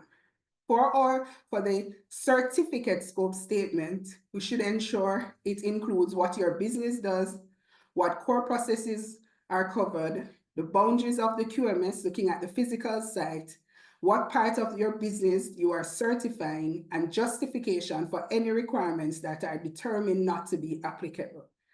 Here's an example. XYZ Logistics, a global logistic provider with offices in Asia, Europe, and the Americas, offers comprehensive supply chain solution, including warehouse, transportation, and inventory management. So these are the core processes of the organization. So it's usually a one-sentence statement. So it can be expanded in your quality manual, etc. But for the certificate, we ask for a concise, very clear, very specific scope statement. Design and development. So this, we have noticed a trend in our system in terms of design and development being excluded. But design and development is both for service and non-service and products, or yes, product. industries. So service design focus on creating holistic experiences for users throughout the entire life cycle of a service. It's about understanding and designing each touch point between user and the service. So we're looking at people, processes, infrastructure, and technology. When you're determining, therefore, it involves a deep understanding of the user's needs, desires, and behavior. So what are some of the things you would design as a service industry, a service company? To give you a few examples, if it's private sector customer service or public sector, patient care systems, airport check-in, online services, lab customer service. If you're a laboratory, you might design the process that is used for your testing, or you may design your customer service program. For public sector, you design customer service or programs to meet the applicable statutory, regulatory, and public policies. This could be a tax form being simplified. So that is design. So design, but then you have the next, what is product design? So product design life cycle is similar to that of the service design, but with some key differences based on the tangible nature. So we're looking at manufacturing and marketing. Well, manufacturing more so, that would not be in the product design. So that's the key difference, but both would have to have a design, would have to develop a prototype, will have to develop what does it look like. What is development? Development refers to the physical creation of a prototype or end product of service. So again, whether private or public, as our clients, you may not design, you may not be the one who have designed. For example, the law may have been in from 1978. However, you may have to develop programs if there's an amendment to the law. If there's an issue, there is some form of this development of a new program in order to meet that, or any adjustments. So you cannot totally eliminate design and development. You'd have to look at the aspects that would be related to developing that service or product. Closing of nonconformities. For major nonconformities, all major nonconformities must be verified as 100% closed before the audit can be completed and certification decision is taken.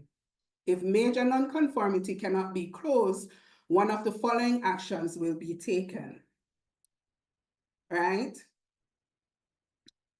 Extension of time, repeat the audit, suspension of certification, withdrawal of certificate.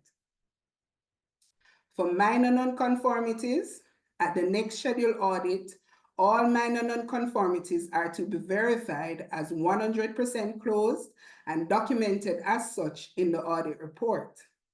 If the minor nonconformities are not verified as closed by the end of the audit, the following actions are to be taken. 1, escalate NCRs to a major if there is no evidence of corrective action implementation,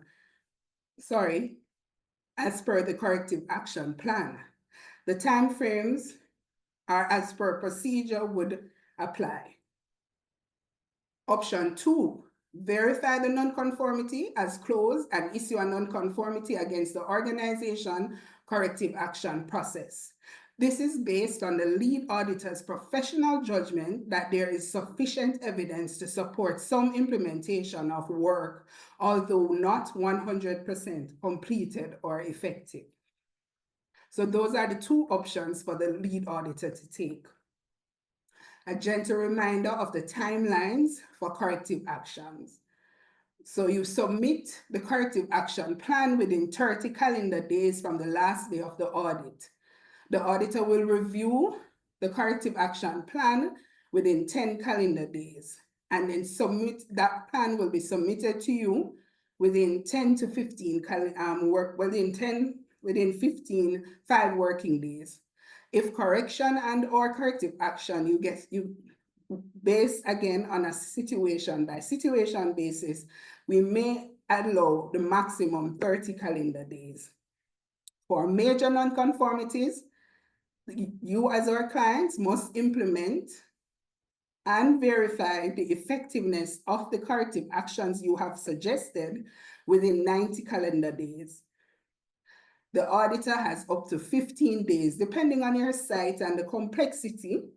Not all maximum 15 days will be used to do a revisit, whether an on-site or off-site revisit at an additional cost to you, our clients. The auditor has the 15 days in which to close the corrective action. However, if it is verified as not effective and the corrective action is still open, then a maximum 60 calendar days may be added. So it is important for us. Why? Because as we move into scheduling, you will see how the number of days impact when your audits are completed, certification decision, to ensure that there is no time lapse in your certification. Scheduling of audits. Surveillance audits must be done every 10 months before your certificate anniversary date. This is a mandatory requirement of the accreditation body. It is a requirement in the 17021 standard that we must do the audits before the certificate anniversary date. So if you are certified today, the 14th of November, 2024, then we would do your audit in August 2025. Recertification audits will be done 4 months before the certificate of conformity expires. Again, if you are certified, just an example, then the research audit will have to be done, say, June of 2027. Reason for this, I'll go back to the next slide. In the event, if there is a non-conformity issued, we need enough time to close those non-conformities, get the certification decision before the expiration date of the certificate. If that is not done, then even with this new opportunity of the search database, it will show that you have a lapse in your certification or you are no longer certified. Sorry. Audits can only be rescheduled due to unforeseen circumstances. We may call that force majeure, or as ISO put it, emerging risk. We will look at that a bit further.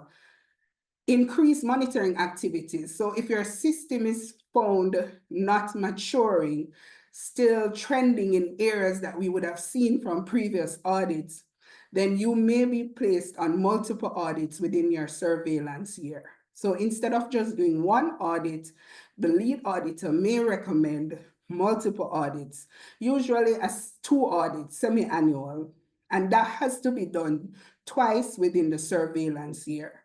So if you're certified today and you're put on a semi-annual program, we would have to do the first audit 6 months before the certificate anniversary. Then in order to keep doing it prior to the end of your certificate anniversary for that same year, you will be audited again in another 4 months. And it can be more than 2 audits, but this is the minimum if your system is found not maturing as we would have expected based on the requirements of the standard. Unforeseen circumstances. The accreditation body, the standard that we are governed by, is very clear on what is unforeseen circumstances. So in the NCBJ client agreement, clause 2.41, we refer to that as force majeure, means an event which is beyond the reasonable control of a party and which makes a party performance of its obligations hereunder impossible. These include, but not limited to, war, riots, civil disorder, earthquake, pandemics, epidemics, plagues, fire, explosion, storm, flood, or other adverse weather conditions, strikes, lockout, etc. Unfortunately, we are unable We try to accommodate based on the risk level and risk mitigation, because the risk is not only on you, our client, but us as the accreditation body. If we reschedule and there's a trend, we will be found non-conforming of the standards that we're governed by. One, if we reschedule and you miss your certification, the processes are not completed before your certificate expires, it means that it would show on the search, or it would show that we have expired certificate, and both of us, both the certification body and you, our client, would lose that history, right? And of course, that does not impact on one, but us as a team, you, our client, and we, the certification body, in terms of the strength of the accreditation system. All right, extension to the certificate. Based on 17021-1, following expiration of certification, the certification body can restore certification within 6 months, providing that the outstanding recertification activities are completed, right? However, the date on it would be the date after the recertification. So notwithstanding the above statement from the standard, the current certificate would lapse and expire if recertification decision does not happen prior to the expiration date. So the paragraph above is clearly stating that the new certification date will be after the recertification decision. Sorry. Extension of certificate.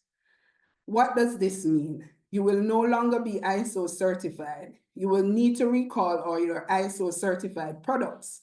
Your ISO logos will have to be removed from your website, products, and advertisement. And failure to do so could lead to court action. You risk losing your business credibility by losing ISO certification. Cancellation and postponements of audits. So this has been in our client agreement, and we have relaxed the system because we do understand the challenges. However, again, based on feedback and trends that we have seen, we're just presenting a reminder today that if the organization postpones or cancels any assessment within 21 days from the first day of the agreed assessment date, NCBJ will charge a fee of 50% of the quoted assessment fee, plus the cost of the prevailing per day rate of any work performed to date. So if we already had contracted the auditors and they did post-audit, means prepare the audit plan, any changes that they have done, review documented procedures, etc., then we will have to use that to compensate the auditor who would have already booked for the day, plus any non-recoverable travel expenses incurred. These charges are not credited against any subsequent charges incurred by the organization. Suspension and withdrawal. The NCBJ shall suspend or withdraw certification when the certificate client does not allow surveillance or recertification audits to be conducted at the required frequency in keeping with the current issue of ISO 17021. So as I mentioned about doing your surveillance before the certificate anniversary, etc. The certified client has voluntarily requested a suspension, which we will not encourage. We don't want any suspension of our clients. We will work with you to go through the challenges, the emerging risk that probably was not planned for as best as possible.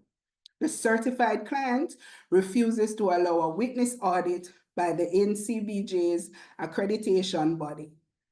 Failure of the certified client to conform to the certification requirements and ineffective correction and or corrective action taken or not implemented within a specified time period. Non-conformity with a failure to execute the client agreement, improper use of the mark, complaint, existence of complaint or a number of complaints indicating that the management system of the certified client is not being maintained, failure to meet financial obligations to the NCBJ, and falsification, misrepresentation of any nature. Just providing information because our clients have been doing great for the most part so far. Audit costs and charges. NCBJ bills per audit. Payment terms, 30 calendar days.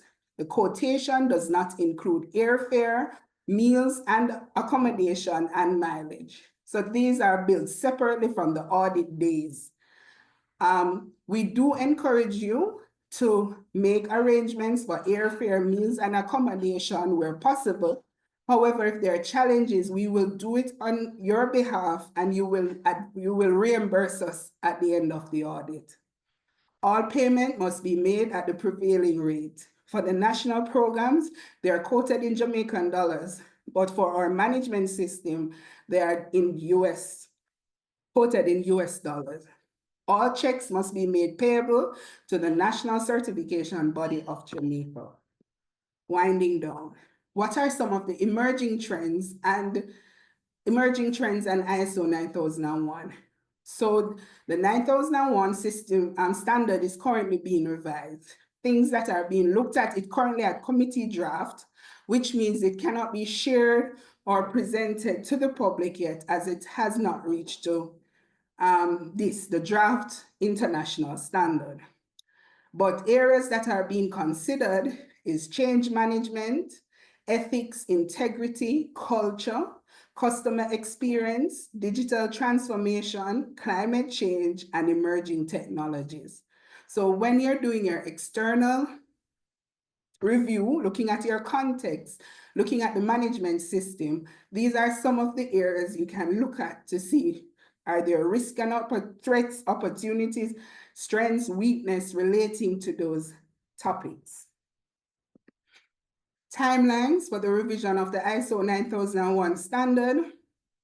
So December to February, there was a meeting, the first committee draft was disseminated. Now it is being reviewed and there is to be a second committee draft based on the changes that are being proposed. It is being that the final draft international standard will be ready in April to June of 2026, and it will be promulgated in July to September 2026. So again, looking at your system, planning ahead, you can look at transitioning coming 2026, how your system will adjust to meet this new standard. All right, here are some references for further reading in terms of guidelines for managing an emerging risk. For example, shifting dates, relocation, restructuring of the organization that were not planned for during your planning sessions, but just occur. How are those risks being managed? The 9002, it gives up guidelines for the application of the 9001 standard, some of the areas such as scope, design, and development. The 18001, although it said local government, but it looks at government principles and how you can implement the 9001.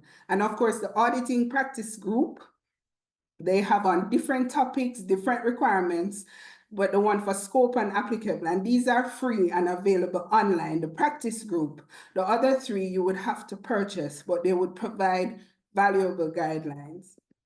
So thank you for listening, and the floor is open for questions.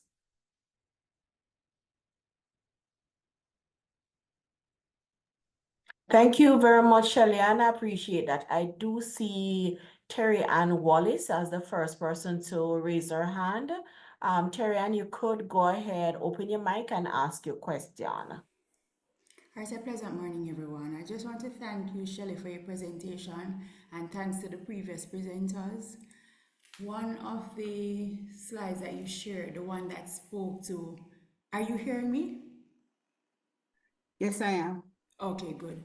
All right, so there's a slide that you shared that spoke to corrective action. It was a table, corrective action steps and the maximum timelines. I just want clarity. It began by saying the first item on this sheet on the table says client prepares and submits evidence of correction and corrective action plan, corrective or preventive action plan, 30 days from the last day of audit. But further down, I see where it says if correction and or corrective action plan is not acceptable, an additional 30 days is granted. Is this 30 days post the 10 days where the auditor reviews and give feedback, or is 30 days from that initial 30 days that I should have presented evidence? Okay, thank you for that question. It is post. So you would have to submit first. The auditor reviews within that 10 to 15 days. So that would be Right. 45 days. And if it is rejected, then you would be allotted additional time to revise the corrective action plan and resubmit the corrections, evidence of Alright. corrections. Okay, no, because let me see if I understand what you said. And I think I'm kind of stuck between the narrative for the fourth bullet and so the first one is saying that we submit the evidence within 30 days of the last day of the audit. And the fourth bullet is saying if the correction or corrective action plan is not acceptable, an additional 30 days. But the two bullets before that says that, so the last day of the audit, I have 5 days to prepare and submit my corrective action plan, correct? No, you have 30 days. So the I last just come with day- the evidence before you see my plan or see what it is that I'm going to do? No, you submit both. Sorry. So I think that is where my confusion is. Okay, let me just bring that back up. Right.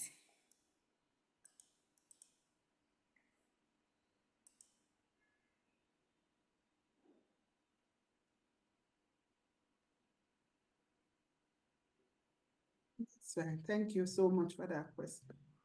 You're most welcome. See, so you submit both evidence of correction and corrective action plan. This evidence of corrective action and corrective action plan, is it when I say, or say for instance, I have a non-conformity where I probably spoke to a process in a procedure that we have, but the process is not being carried out, or it's carried out, but it's not carried out how it's stated in the procedure. Yes. So I complete a corrective action plan, that document that says where I do the root cause analysis and the correction and the corrective action, correct? Sure. Right. So when you speak to evidence, is it what we would have done within the organization to eliminate the problem that was identified and prevent it in future? Or is it this draft document to say this is what we're going to do? Okay, so the corrective action is the one that eliminates, the correction is the one that you correct. Right. Correct. So that's what we would need, because the correction should be done immediately. For example, if one of your client you did not do a review for one of your clients based on the service or goods that you're going to provide, the correction would be to complete the review. So that would be an immediate, or if a document was not signed. Okay. Right? So whatever the symptom or the issue is, then whatever you did for that fix must be submitted along with the corrective action plan that will outline both the cause, the correction, which is what you did. So it should be in the past tense. The corrective action, what you will be doing. Yes. Okay.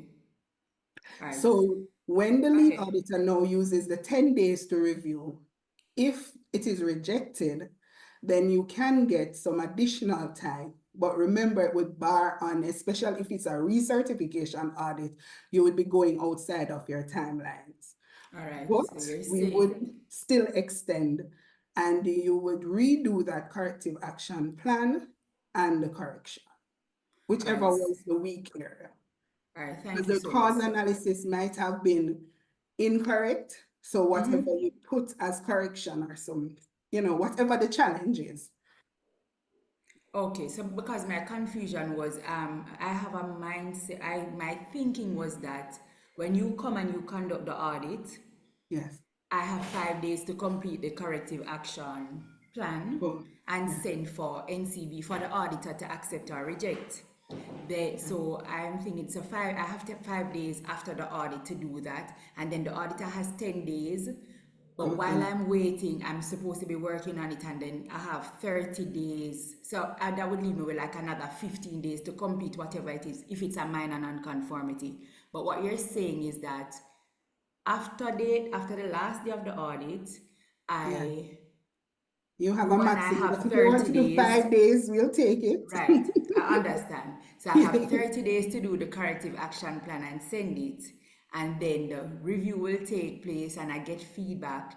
If it's Yes. accepted, that's fine. But if For it's not minor, accepted, for minor, if you it's go not straight to, accepted, then I'll get another 30 days. yes. For both minor and major. And major. For the minor, you Also would for end both at the major. accept.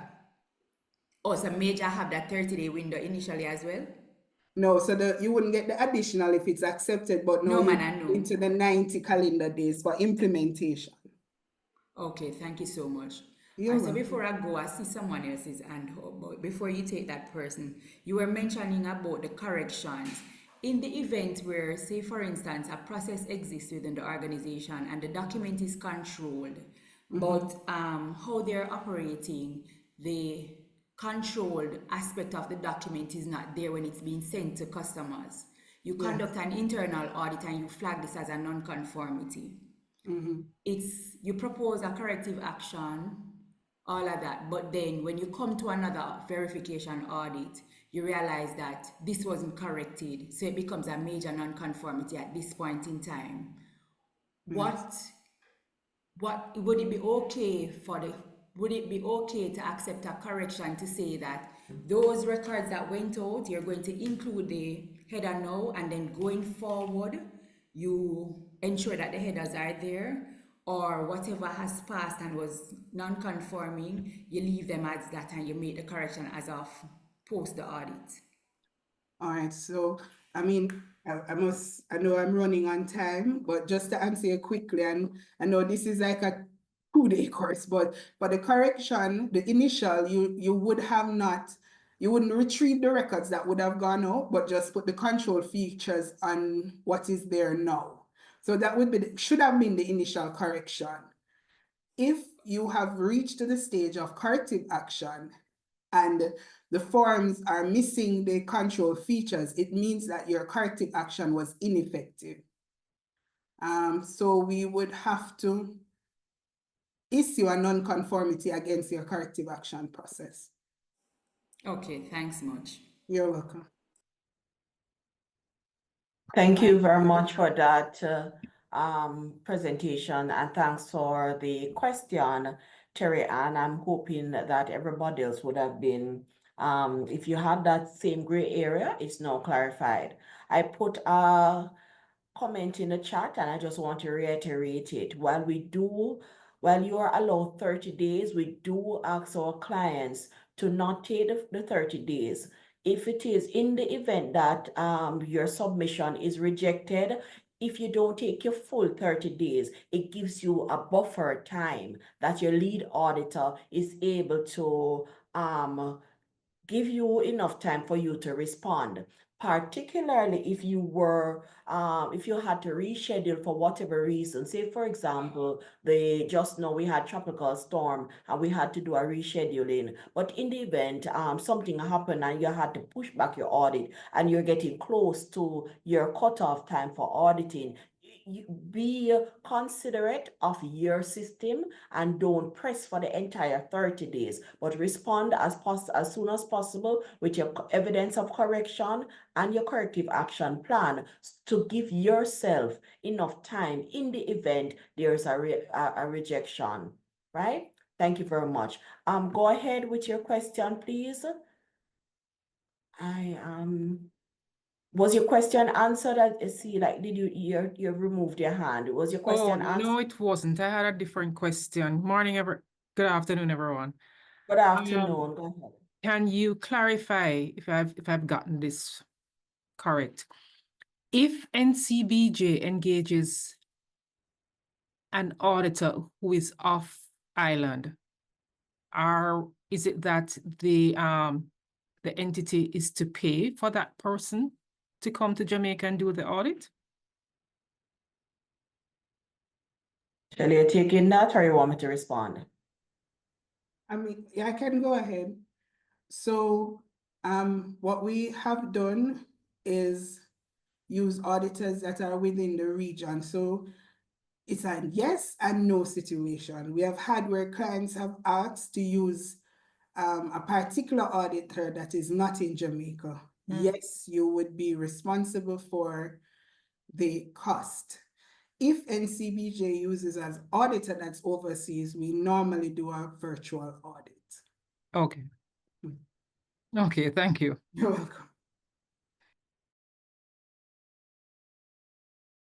All right. Thanks very much for that, Shelley. Are there any other questions or comments?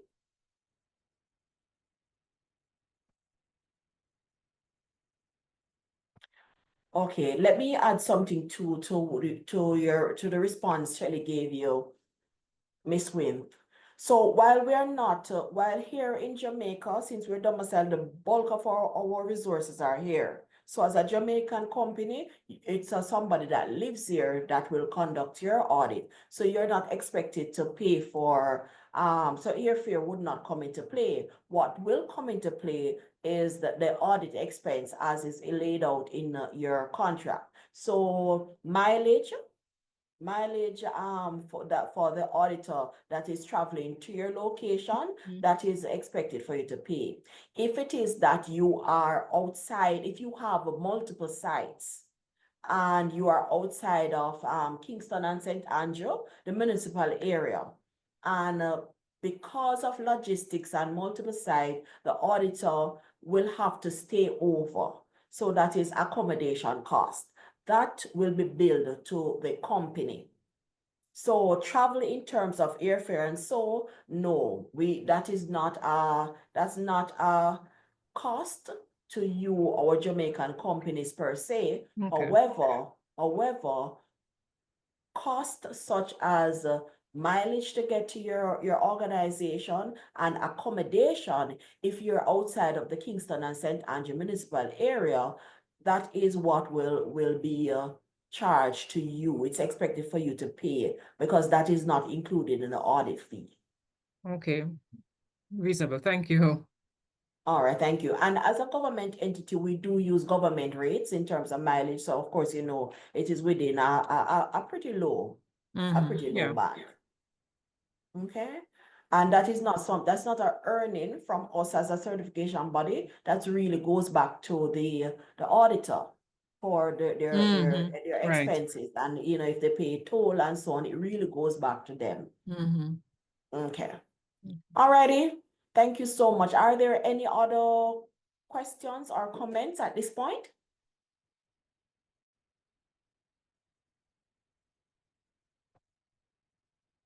I chat quickly. I am not seeing any comments or question in the chat. I am seeing, well, there was a question from Adriana Singley. Hi, Adriana. I'm seeing where she asked the question about the marks, the use of the marks of conformity, if they're mandatory. No, they're not mandatory, but it is something that is encouraged. It is encouraged for you to use the marks of conformity because it really lends strength to your system. You can use them for the product certification marks, which are our national programs. You can use those on your product label. For example, Jamaica Made Mark program and so on. You can use those on your product labels. For the management system, no, which are not product mark, you cannot put those on your product label. However, you can put them on your letterhead. You can put them on any other marketing and promotional material that you have, whether your product or system, we encourage you also to put it on your website, put it on your social media spaces. It does lend credibility to your system and your product. And as was shared in our IAF search, you realize that increasingly buyers and users of both products and service are asking, are you certified? Let me verify if you're certified. And using the mark of conformity that we give to you can lend you this strength. Okay. All right. So if there are no other questions or comments, we say thank you. Thank you for being a part of this celebration today. Thank you for coming on board, affording us the time to come into your space to speak about these matters that we think are pertinent to you. They're pertinent to us as a certification body and by extension to you as our certified client. Thank you for being on board, for using the National Certification Body of Jamaica for your certification services. We do know that you have a choice. We know that you have a choice, and we are thankful that you have seen fit to use the services of the certification body here in our region. We'll continue to keep up our service, continue to ensure that the service that we offer to you is above par. It is meeting the international best practice, and like the theme say for this week, we'll continue to ensure our services, the certification body here, is not just about compliance, but we want to make sure it's about quality, from compliance to performance. Thank you very much. Enjoy the rest of your week, and do continue to enjoy World Quality Week. If you have not, let me give a plug for the World Quality Week organizers. And because we, as a certification body, we're a supporter, will say to you, if you have not yet done any post or promotion about World Quality Week, go onto their website, pull down some of these. You see that lovely virtual background I have? They do have some resources there. They have the video that we were showing before. Pull them down, get some posts going. You're a certified client. You're a certified client. Big up yourself for that, no? You're a certified client. So go ahead, do some World Quality Week posting and promote the fact that you are a certified client and you are a proud supporter of World Quality Week. Thank you so much. We look forward to continue serving you. Goodbye now. Goodbye. Thank you very much. Enjoy the rest of the week.